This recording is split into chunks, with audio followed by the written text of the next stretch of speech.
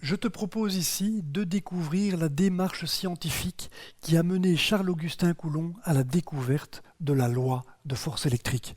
C'est aussi la loi qui porte son nom, on l'appelle la loi de Coulomb. C'est la loi donc qui permet de décrire mathématiquement les propriétés de la force électrique. Alors, puisqu'on parle de force électrique, je vais commencer par un petit rappel sur l'origine de cette force. Tu sais que c'est une force qui apparaît donc sur les particules élémentaires qui composent la matière. C'est ce qu'on appelle donc une force fondamentale de la nature. C'est une force qui apparaît donc avec une distance entre les objets sur lesquels elle s'exerce. Voilà, donc si on isole par exemple deux protons qui constituent le noyau ici de cet atome, eh bien, ces protons exercent l'un sur l'autre une force de nature répulsive, c'est-à-dire que si je les laisse libres de bouger ici, eh bien, ils vont tout simplement se séparer très violemment d'ailleurs, si la distance initiale ici est très petite. Je peux faire la même chose avec deux électrons. Si je mets deux électrons à proximité l'un de l'autre, eh bien, ils vont tout simplement se séparer en raison de cette force électrique répulsive. Par contre, si je prends un proton et un électron, c'est le contraire.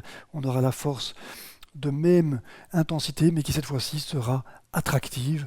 L'électron ici va se rapprocher du proton. Le proton, lui, est très lourd, donc il ne va pas bouger beaucoup, il a beaucoup d'inertie, et donc c'est l'électron qui va venir se coller ici. Ou bien on va former ici un neutron, ou bien on va former un atome d'hydrogène, par exemple, si l'électron rentre en orbite ici, autour de ce proton. Ok, donc tout ça pour te dire que si on voulait étudier la force électrique, a priori il faudrait pouvoir manipuler des particules élémentaires qui constituent notre monde matériel. Il est clair qu'on n'a pas pu faire ça. Charles-Augustin Coulomb n'a pas manipulé des particules élémentaires, il a manipulé des objets matériels de taille macroscopique. Et pour ça, en fait, il a tout simplement profité. Pour réaliser ça, il a profité des propriétés de la matière, des propriétés des atomes, et il a notamment utilisé la propriété d'électronégativité différente que peuvent avoir donc certains atomes. Je représente ici un atome qui a une couche électronique ici quasiment complète, il a 7 électrons, celui-ci n'en a qu'un. Eh bien, il est vrai que quand on vient mettre cet atome ici à proximité de celui-ci, l'électron a tendance à être plus attiré par ce noyau-là et va donc passer ici sur l'orbite qui est là. Voilà ce qui se produit quand on rapproche les atomes. L'électron va migrer tout simplement. Et maintenant, on va donc se retrouver avec un atome qui sera globalement chargé négativement, alors que le premier ici est chargé positivement puisqu'il a perdu une charge négative. Et donc ces atomes vont tout simplement subir des forces entre eux. Alors si ça arrive à l'échelle atomique, ça arrive bien sûr à l'échelle des objets macroscopiques, comme on peut les avoir, donc comme on peut les manipuler avec les mains. Et c'est donc ce que Coulomb a fait. Il a tout simplement manipulé des charges électriques grâce à cette faculté qu'ont les atomes de s'échanger des électrons en fonction de leur affinité. Alors pour ça, il a pris par exemple une boule de cuivre qui a une grande affinité pour les électrons. Le cuivre a beaucoup d'affinité pour les électrons. Et il a frotté cette boule de cuivre avec un chiffon de coton qui a moins d'affinité pour les électrons. Et donc en faisant ça, qu'est-ce qu'il a fait ? Il a tout simplement électrisé ici cette boule de cuivre, voilà qui est fait. Les électrons dans le cuivre sont libres, le cuivre est un conducteur, et donc les électrons ici viennent se répartir, puisqu'ils peuvent bouger, ils se repoussent tous l'un l'autre, et ils viennent donc se répartir de manière uniforme ici, sur la surface de cette boule. On peut donc maintenant se libérer du coton ici, et on a donc ici réaliser un objet chargé électriquement sans devoir aller manipuler à l'échelle microscopique, donc les charges électriques telles que les protons et les électrons. Et c'est donc là-dessus que Coulomb s'est basé. Il a donc manipulé comme ceci des billes de cuivre. Alors on ne peut pas les manipuler avec les mains, bien sûr, puisque le corps humain est aussi conducteur, et donc les électrons qui se repoussent tous ici trouveraient bien sûr l'occasion ici de s'en aller de la boule. On ne conserverait pas du tout les charges. Les charges électriques pourraient même passer au niveau de la Terre, qui aussi est conductrice, tout simplement en passant par les semelles des chaussures de l'expérimentateur. Ce ne serait pas une bonne idée du tout. Donc il faut bien sûr isoler électriquement ces petites billes si on veut les manipuler une fois qu'elles sont chargées, et pour ça, Coulomb a tout simplement disposé de petits manches en bois. Ici, le bois est un isolant électrique, et donc il n'y avait plus de problème. Donc voilà, on peut électriser le cuivre ici en frottant avec le morceau de coton. On se débarrasse du morceau de coton ici et on obtient une quantité de charge bien déterminée sur laquelle on peut faire des expériences. Il suffisait à Coulomb de prendre une deuxième bille comme ceci, chargée de la même manière, pour pouvoir étudier la force électrique. Qui apparaît donc bien sûr entre ces deux ensembles d'électrons. Les électrons se repoussent tous l'un l'autre, à la fois au sein ici de la surface des deux billes, mais aussi bien sûr entre eux. Ce paquet d'électrons aussi repousse celui-là, celui-ci repousse celui-ci. C'est la signification des deux flèches ici. C'est la flèche qui indique la force électrique qui s'exerce sur ces deux billes. Alors le problème, c'est que cette force électrique, elle est très faible. Tu as certainement déjà fait des expériences d'électrisation par frottement. Si tu frottes un peigne par exemple sur la manche de ton vêtement, ce peigne va quasiment inévitablement s'électriser. Et en s'électrisant, il est capable d'attirer des petits objets. Et tu as remarqué que pour faire cette expérience, il faut que les objets soient effectivement très petits, très légers, comme des petits bouts de papier que tu as découpés très petits, ou une plume par exemple. Ce sont des objets légers. Tout ça te montre que pour obtenir des forces importantes avec l'électrisation par frottement, ce n'est pas évident. En général, on obtient des forces qui sont relativement faibles. Et il a donc fallu pas mal d'astuces à Coulomb pour mesurer les forces qui apparaissaient ici entre ces billes. Et pour ça, il a eu recours donc à ce qu'on appelle une balance à torsion. Alors c'est un dispositif qui existait déjà du temps de Coulomb. Il l'a juste adapté à son expérience. Son principe en est simple. Ceci est un schéma qui est dû d'ailleurs à Coulomb, en tout cas qui a été fait à l'époque de Coulomb. On voit ici en fait une colonne. C'est une colonne dans laquelle est tendu en fait un fil. Et au milieu de ce fil ici quelque part est disposée une espèce de petite potence, une petite tige. Je ne vais pas montrer ça sur ce schéma, je vais en faire quelque chose de plus schématique ici. Voilà, on voit ici le fil tendu, on voit ici la petite tige, et aux deux extrémités de cette tige, on trouve d'une part la boule chargée électriquement par électrisation par frottement, et d'autre part on trouve un simple contrepoids de manière à équilibrer ici la tige sur l'horizontale. Alors, une fois qu'on fait ça, si maintenant on vient mettre une charge électrique à proximité de celle-ci, il va y avoir répulsion, elle va sortir du plan ici, cette bille ici, et elle va tordre le fil. On appelle ça une balance à torsion parce que le fil va se tordre. Alors ici, on ne va pas voir grand-chose. Je propose de regarder ça du haut, et on va mettre un observateur ici en haut.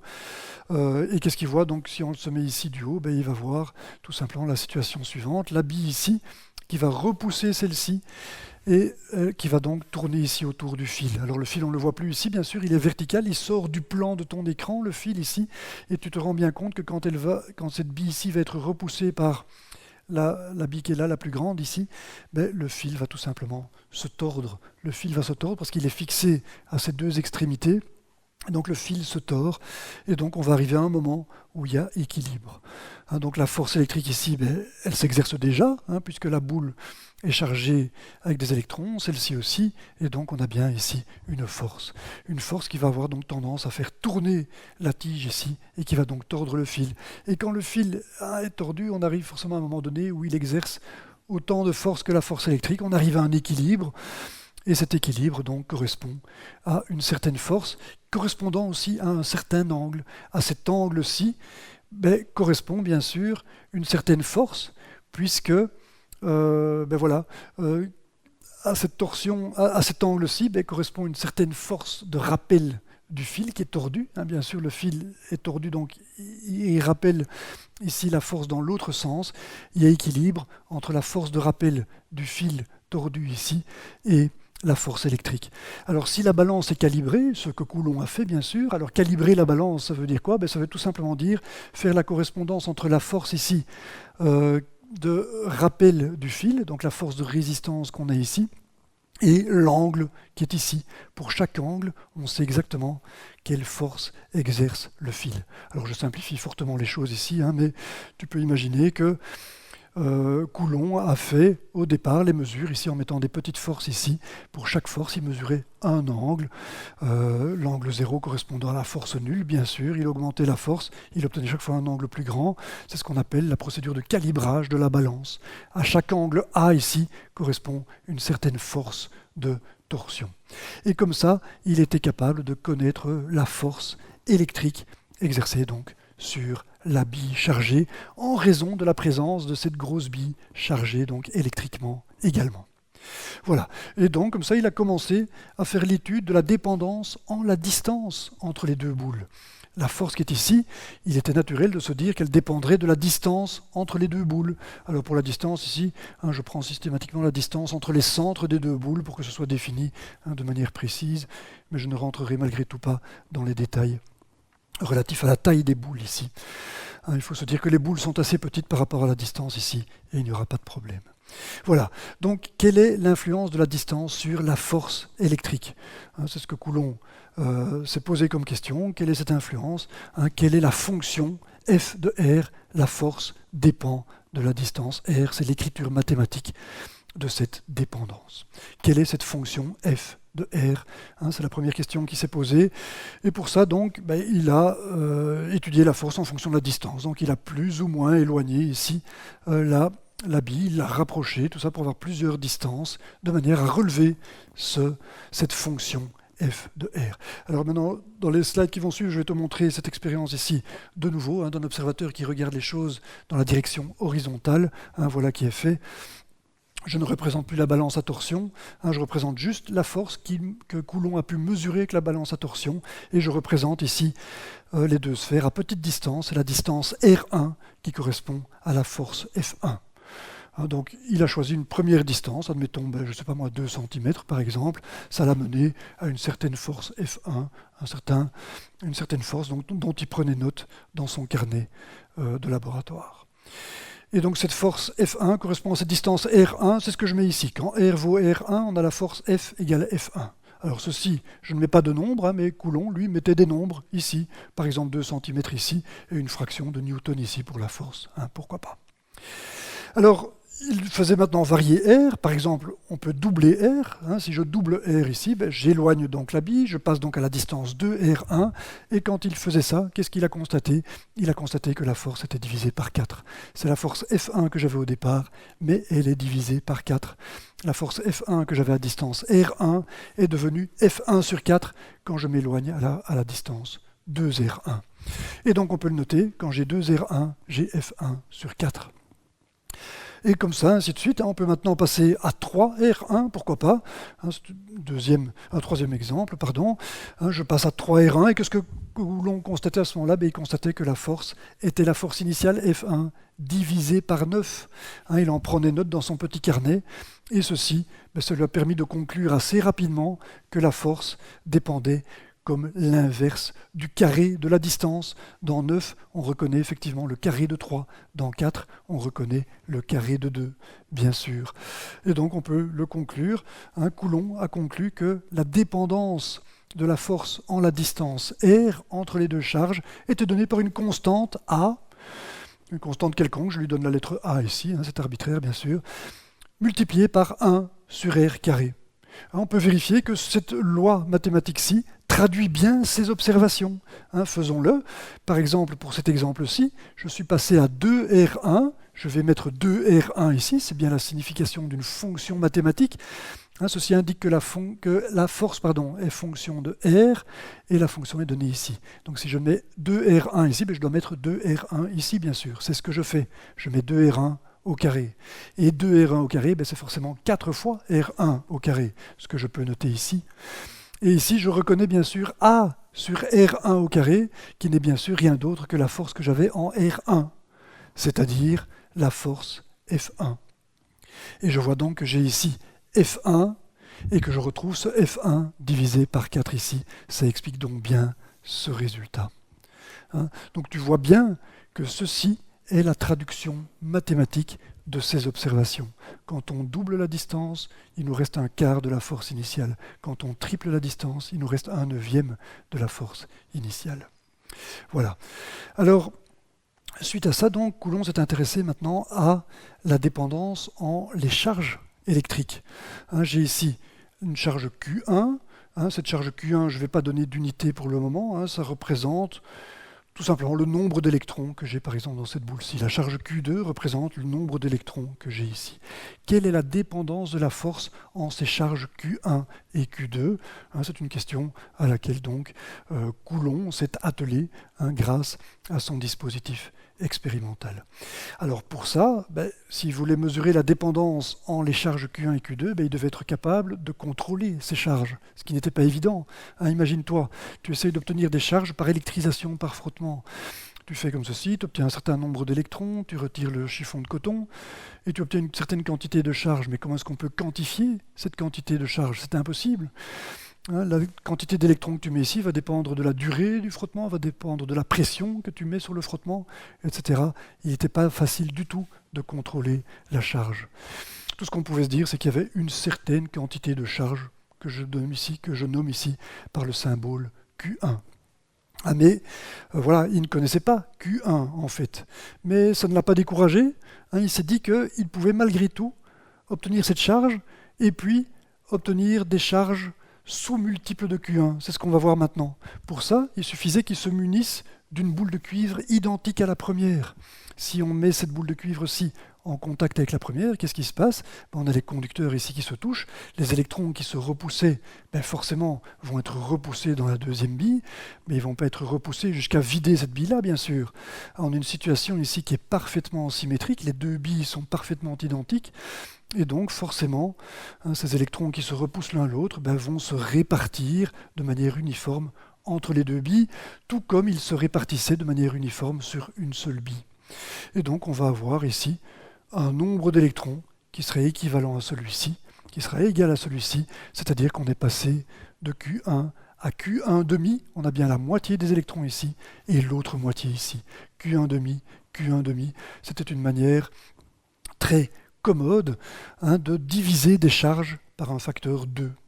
Et c'est la raison pour laquelle il travaillait avec des billes conductrices et non des billes isolantes, pour lesquelles ce phénomène de division, ici de partage, n'aurait pas eu lieu. Donc voilà, on peut continuer comme ça, on peut faire autre chose que diviser par 2. Par exemple, si maintenant il utilise une troisième bille, forcément le Q1 demi ici va être encore divisé par 2. Il nous restera 4 électrons ici, je suis parti de 16 au total, on en avait 8 ici pour Q1 demi. 1, 2, 3, 4, 5, 6, 7, 8. J'étais parti de 16 au départ, c'est symbolique bien sûr. Les 16 représentaient la quantité totale que j'avais. Je suis réduit à 4 ici et 4 là. C'est Q1 sur 4, Q1 sur 4, bien sûr. Et maintenant je peux même encore faire autrement. Ce Q1 sur 4, je peux venir le combiner à Q1 demi ici. C'est 4 électrons combinés à 8. Qu'est-ce qui va se passer ? 4 plus 8, ça fait 12. Ces 12 électrons vont se répartir uniformément entre ces deux sphères. Ça va faire 6 d'un côté, 6 de l'autre. Et 6, ça correspond tout simplement à 3/8 de Q1. Si je mets Q1 égale à 16, je retrouve effectivement 16 divisé par 8. Ça fait 2. Et 2 fois 3, ça fait bien 6. Ce sont les 6 électrons que j'ai là et que j'ai là. Bref, tout ça pour te dire que grâce aux manipulations de ces petites billes de cuivre, grâce au fait qu'elles sont conductrices, Coulomb arrivait à modifier la charge. Il arrivait à la modifier en des facteurs entiers. Il pouvait passer d'une charge Q1 à une charge 2Q1, à une charge de 3/8 de Q1. Ce sont les exemples que je vais prendre maintenant pour te décrire l'étude de la force électrique en fonction des charges Q1 et Q2. Donc voilà. Voilà, on va commencer. Je vais commencer avec la charge Q1 ici. Admettons qu'on a une certaine charge Q1 ici, symbolisée par 8 électrons. Coulomb a relevé pour cette charge Q1 pour une distance donnée. Cette fois-ci, il ne faisait plus varier la distance, bien sûr. Il ne s'intéresse qu'à la variation de la charge ici, de la charge qui est à distance ici, pas la charge qui porte la force ici qu'il mesurait avec sa balance. Et il constatait donc une certaine force F1 pour une charge Q1. Il ne connaissait pas Q1, mais il pouvait mesurer F1 sans problème. Ensuite, il doublait, par exemple, il prenait la bille qui contenait encore 2 fois la charge Q1, et qu'est-ce qu'il observait à ce moment-là ? Il observait un doublement de la force. La force initiale F1 était tout simplement doublée. Il prenait note de ça. Quand on a 2 Q1, on mesure 2 F1. Et puis, par exemple, il prenait 3/8 de Q1, c'est l'exemple que je t'ai donné il y a quelques secondes. 3/8 de Q1, c'est 6 électrons ici. Combiné à Q2, qu'est-ce que ça lui faisait comme force ? Ça lui faisait une force de 3/8 de la force initiale F1 qu'on obtenait avec Q1 tout seul. Hein. Quand on multiplie 3/8, Q1 par 3/8, on obtient 3/8 de la force. Il pouvait en prendre note, et là la conclusion, elle est immédiate, elle est très simple. On voit que la force qu'on récupère est systématiquement proportionnelle à la charge. Quand on a un facteur 2 pour la charge, on a un facteur 2 pour la force. Quand on a un facteur 3/8 pour la charge, on a un facteur 3/8 pour la force. C'est une évidence, c'est très simple.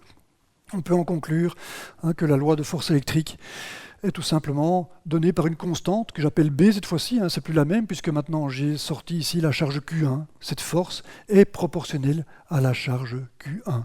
En réalité, le A ici, il contenait B fois Q1. On ne le savait pas encore, mais c'est ça. Donc B fois Q1 sur R carré, c'est la forme de la loi telle que observée donc par Coulomb. Alors on peut se demander maintenant quelle est la dépendance entre la charge qui subit la force. Mais là, la réponse, elle est évidente, parce que la force que j'ai ici, en fait, c'est aussi la force que subit cette sphère-ci, cette boule-là. J'ai ici bien une force de 3/8 de F1. C'est la même qu'ici. Comment est-ce que je sais ça? Parce que si ce n'était pas le cas, je n'aurais tout simplement pas conservation d'énergie. Je vais ouvrir une petite parenthèse pour te montrer que ça ne serait pas possible d'avoir une force différente à gauche et à droite. Admettons que ce soit le cas, admettons que la force ici soit plus faible que 3/8 de F1, c'est ce que je représente ici, voilà, le petit vecteur ici a diminué, il est plus petit. Si jamais ceci était possible, je pourrais mettre ici un bâtonnet entre ces deux sphères, et l'ensemble des deux sphères avec ce bâtonnet subirait une force qui serait plus forte ici vers la droite que vers la gauche, et donc l'ensemble ici se déplacerait simplement dans l'espace sans nécessiter le moindre effort, la moindre énergie. Ceci viole le principe de conservation d'énergie, bien sûr, c'est quelque chose qui n'existe pas. Enfin peut-être, les balais de sorcières fonctionnent peut-être selon ce principe, mais ça, on n'a jamais réussi à le démontrer malheureusement. Notre monde ne fonctionne pas comme ça, il y a conservation d'énergie, et c'est la raison pour laquelle on retrouve toujours ici, dans un système de force, on retrouve toujours les forces par paire. On n'aura jamais des forces différentes, c'est toujours des forces qui apparaissent par paire, et elles sont toujours opposées, de manière à ce que si je mets un bâton ici, ce bâton va rester sur place, tout simplement. On ne peut pas obtenir un mouvement comme ça gratuitement. Bref, tout ça pour te dire que la force que subit cette sphère-ci, c'est la même que l'autre, et on voit tout simplement donc que cette force est aussi proportionnelle à la charge qui subit cette force, tout simplement. Donc ici, je suis passé de Q1 à 2Q1 et puis à 3/8 de Q1, et la force, on le voit ici, c'est chaque fois la même, comme je viens de dire, c'est la même, elle est simplement de sens opposé, mais en module, c'est la même, j'obtiens le même résultat. Ceci veut dire que la force est aussi proportionnelle à la charge qui subit cette force. Donc on sait que pour Q2 ici, la force est également proportionnelle donc à Q2. Et donc, Coulomb en a conclu que on pouvait réécrire cette loi encore autrement en disant que B était également proportionnel à Q2, exactement comme A était proportionnel à Q1. Voilà. Et donc on introduit une troisième constante qu'on appelle Kc, c'est la constante de Coulomb. Bien sûr, on a donné ce nom de constante en son honneur, bien sûr, c'est lui qui a trouvé cette loi. C'est une constante fois le produit des charges. C'est à la fois proportionnel à Q1, mais aussi à Q2. Voilà, ceci est ce qu'on appelle la loi de Coulomb, ceci est la constante de Coulomb, c'est la loi qui décrit la force électrique. Alors avant de continuer, je voudrais tout de même donner une autre explication ici de ce produit Q1 fois Q2, qui n'était pas du tout évident en fait au départ. On va voir pourquoi. Je vais donc donner une autre explication de la présence de ce produit Q1 par Q2, et je vais te donner une version donc, de cette explication qui n'existait pas du temps de Coulomb. Maintenant on sait d'où vient l'électricité, on sait qu'elle vient de particules élémentaires telles que le proton, et le proton que je représente ici. À l'époque de Coulomb, on pensait que c'était un fluide, il était difficile de se figurer ce qu'était l'électricité. Et cette loi de produit des charges ici n'apparaissait pas nécessairement évidente. Quand on sait ce qui se passe avec des particules élémentaires, les choses sont bien plus claires, et c'est ça que je voudrais t'expliquer ici. Alors je prends pour commencer deux protons. Les protons ont une charge que j'appelle QE. Le E est là pour électron, ou bien charge élémentaire. L'électron a également la même charge, au signe près bien sûr. L'électron c'est moins QE, si tu veux. Donc le E, il est là pour charge élémentaire ou bien tout simplement charge de l'électron, si on considère la charge de l'électron avec un signe plus. Donc voilà, j'ai ici le proton, un deuxième proton. Ces deux protons exercent une force entre eux, bien sûr, c'est une force répulsive que j'appelle F1. Ok, donc exactement comme tout à l'heure, mais pour des protons ici, distants d'une certaine distance, j'ai une force F1. Si maintenant je double les protons ici, on se dit que le deuxième proton que j'ai mis ici va exercer exactement la même force sur ce proton-ci. J'ai donc une deuxième force qui apparaît, et la force totale, ce sera forcément 2 fois F1, comme je viens de le faire apparaître. Alors, voilà, les choses sont simples. Si on double la source ici, qui est responsable de la force, effectivement, on s'attend à ce que la force soit doublée. C'est pas très compliqué. Si je fais 3 fois QE, si je triple maintenant les protons par rapport à la situation initiale, forcément, je vais avoir 3 flèches ici qui vont se superposer, qui vont donner une force 3F1. Et maintenant, donc tout ceci semble naturel, mais maintenant on va doubler ici le nombre de protons ici. Je vais passer de 1 proton à 2 protons. Alors là, on va analyser ce qui se passe. On voit 3 protons ici. On se dit que ces 3 protons pourraient agir sur ce proton-ci de la même manière que quand il était tout seul. Et donc, on va mettre 3 flèches et on a les 3 F1 qui sont là. Maintenant, je laisse le deuxième proton et on pourrait se dire qu'il porte également exactement la même chose qu'ici, qui va porter 3 fois la force F1 et on va donc passer à 3 fois F1 plus 3 fois F1, c'est-à-dire 6 fois F1. Eh bien, ce résultat-là, il n'était pas évident pour Coulomb. Ce résultat-là est assez différent de ce qu'on pourrait trouver avec d'autres systèmes de force. Par exemple, la force musculaire. Un athlète ici est capable de porter une grosse boule. Cet athlète représente les 3 protons qui sont là, qui sont capables de repousser ici un proton. Un proton est représenté par cette grosse boule. Mais qu'est-ce qui dit qu'il est capable de porter 2 protons? Il se fait que sur cette image, il le fait, mais il pourrait aussi très bien s'écrouler, tout simplement parce qu'il y a un épuisement de la force. Il n'est pas du tout évident que ces 3 protons ici peuvent repousser le deuxième proton de manière aussi vigoureuse qu'ils ne poussaient le premier. Qu'est-ce qui dit que la force ici n'est pas plutôt divisée en 2, que quand il y a 2 protons, eh bien, chaque force ici est divisée par 2, tout simplement parce qu'ils partagent, ce système de 3 protons, partage son effort entre les deux ici, ce qui correspondrait à l'idée ici qu'avec 2 boules, l'athlète il s'effondrait tout simplement parce qu'il n'a pas la capacité de pousser plus. Eh bien non, c'est pas ça qui se passe. On a ici ce qu'on appelle le principe de superposition. On peut prendre une situation en l'absence du deuxième proton ici, on a une force de 3 F1, 3 fois la flèche parce qu'il y a 3 protons là. Si je prends l'autre proton, j'ai également 3 F1.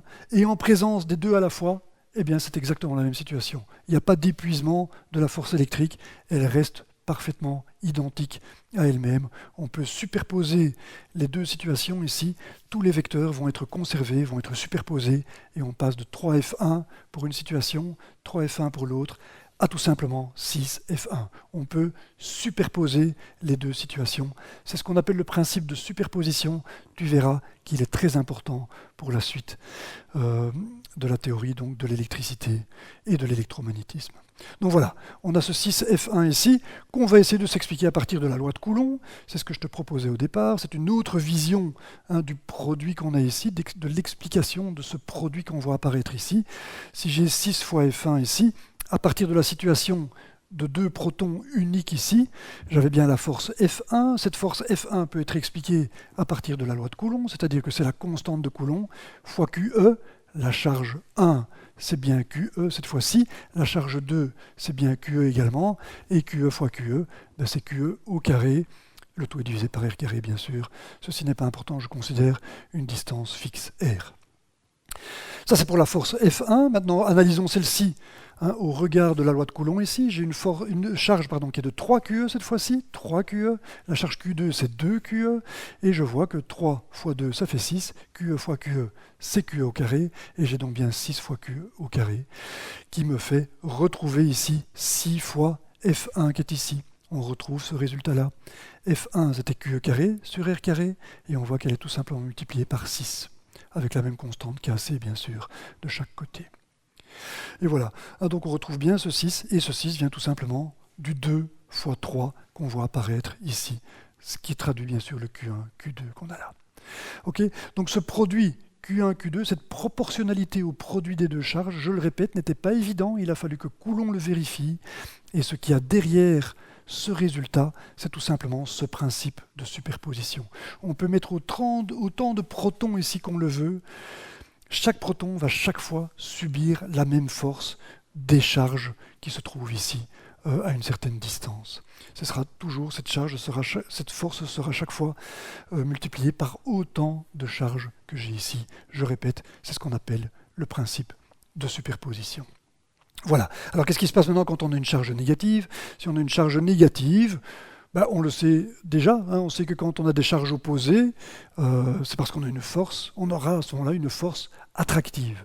Une force attractive, c'est-à-dire une force qui va avoir tendance à se rejoindre les deux charges plutôt que de les faire s'éloigner comme c'est le cas ici. Alors est-ce que cette charge négative va avoir une répercussion sur l'expression de la force? Eh bien la réponse est oui, bien sûr. Cette charge négative, elle a précisément été introduite pour ça.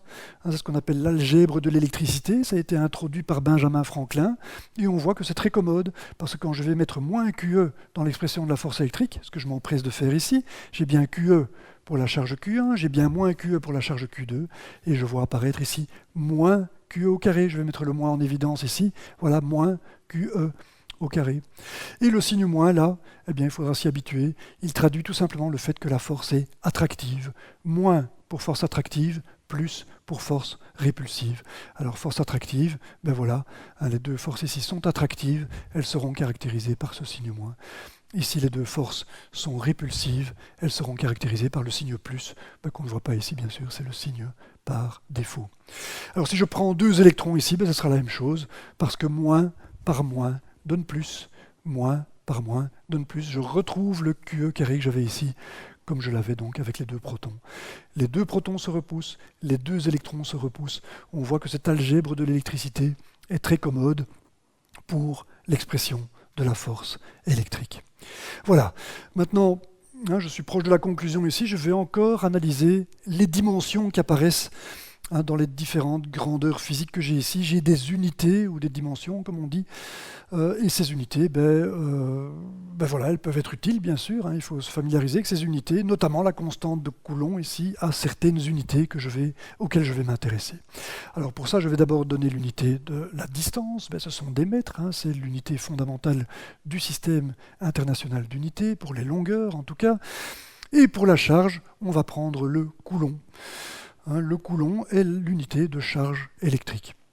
Alors, voilà, ça s'appelle Coulomb, bien sûr, en l'hommage à Charles-Augustin Coulomb, comme tu peux t'en rendre compte. La force ici, c'est tout simplement des newtons, bien sûr, ça tu connais déjà.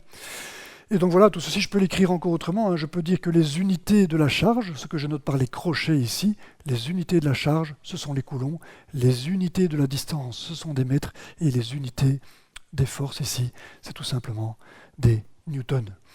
Alors avec cette écriture, je peux réécrire cette loi-ci avec uniquement les unités.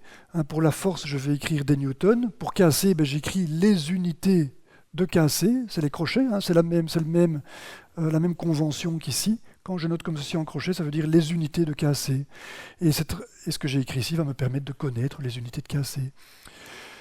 Alors, Q1 fois Q2, ce sera des coulombs fois des coulombs, bien sûr, et les mètres carrés, je les retrouve ici. Alors, coulomb fois coulomb, c'est des coulombs carrés, bien sûr, et je vois que KC a pour unité des newtons fois des mètres carrés, je viens les mettre dans l'autre membre ici, ils vont donc monter au numérateur, alors que C carré descend au dénominateur, c'est ce qui est ici.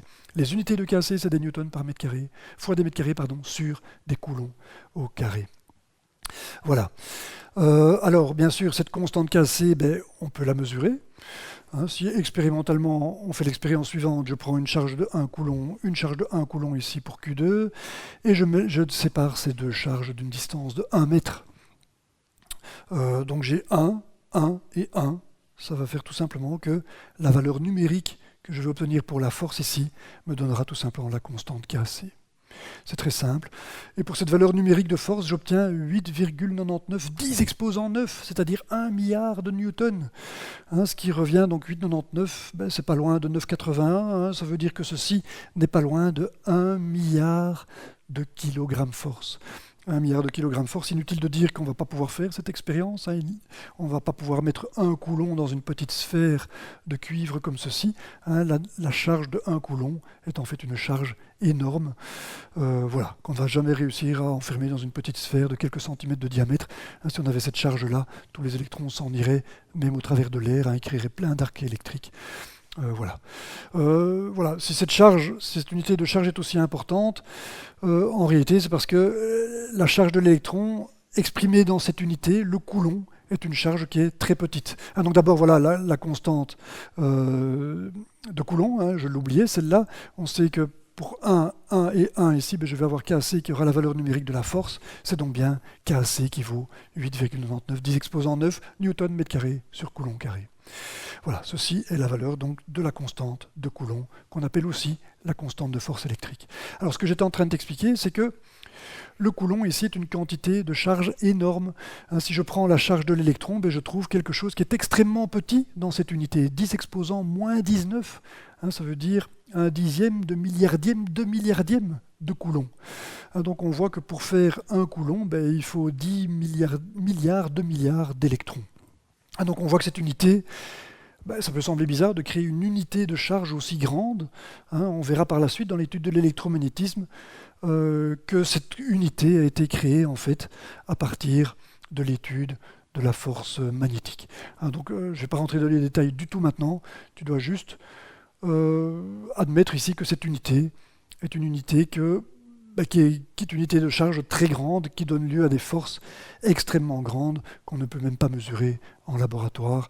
Mais c'est pas grave, donc tu dois simplement te dire que en pratique, les charges ici, on va les chiffrer en micro-coulombs, par exemple, pour avoir des forces qui sont des forces commensurables avec une expérience donc faisable.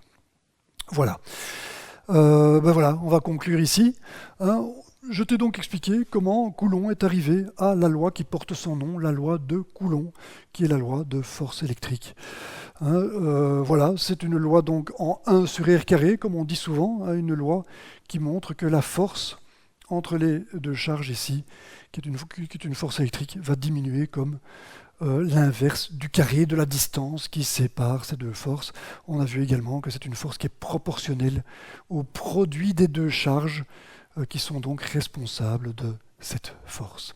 Alors cette loi de force est en fait une loi de force tout à fait similaire, peut-être que tu l'as déjà reconnue, à la loi de la force gravitationnelle, ce qu'on appelle la loi de la gravitation universelle.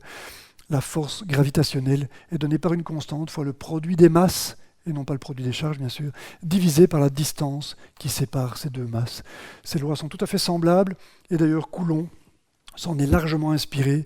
Il connaissait cette loi et il voulait vérifier si la force électrique vérifiait la même forme mathématique. Et il a constaté que oui, c'est la même forme mathématique. La seule différence, c'est la constante ici. On a la constante de Coulomb ici. On a la constante de Cavendish ici. Alors la constante de Cavendish, elle est beaucoup plus petite que la constante de Coulomb. C'est une force qui est beaucoup plus faible, la force gravitationnelle par rapport à la force électrique. Voilà, qu'est-ce que je peux dire d'autre? Oui, c'est ça, c'est que cette constante de force gravitationnelle ici a été trouvée par Cavendish, qui est un savant britannique, qui l'a mesurée à partir de l'étude de la force gravitationnelle dans une balance tout à fait similaire à celle de Coulomb. Coulomb s'est largement inspiré en fait du travail de Cavendish. Voilà, ça en est tout donc pour la loi de Coulomb. On verra dans les séquences suivantes la forme vectorielle de la force électrique, c'est-à-dire de la loi de Coulomb. Il faut savoir que la force, bien sûr, c'est un vecteur. La force est un vecteur et donc cette loi doit être établie sous forme vectorielle pour être complète. Je te donne donc rendez-vous pour cette séquence. Merci pour ton attention.